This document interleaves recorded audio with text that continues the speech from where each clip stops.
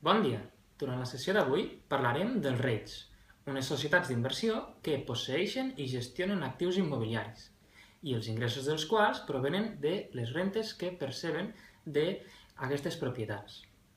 Es tracten d'uns actius que tenen unes particularitats molt concretes i que els fan molt atractius per als inversors amb un perfil de risc moderat. Algunes d'aquestes característiques són els alts dividends, les avantatges fiscals, la liquiditat, la diversificació geogràfica i sectorial i la cobertura de les inflacions.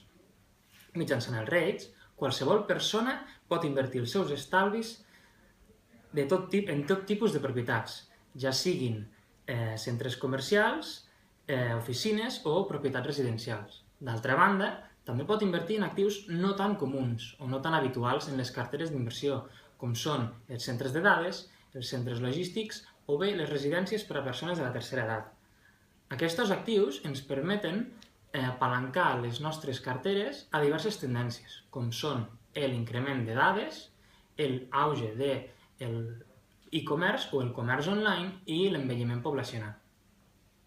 D'altra banda, també ens permeten diversificar la nostra inversió de forma geogràfica, alhora que fer-ho amb un enorme avantatge envers a la inversió directa en actius immobiliaris, com és la liquidesa, que ens permet entrar i sortir dels valors de forma ràpida i eficient.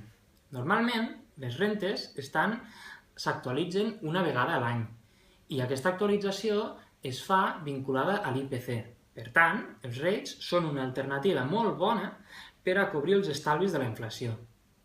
A la Caixa d'Enginyers oferim dos vehicles per agafar exposició a aquesta tendència, com són el Caixa d'Enginyers Renda i el Caixa d'Enginyers Skyline, el primer dels quals té un 20% d'inversió en REITs i el segon un 25%.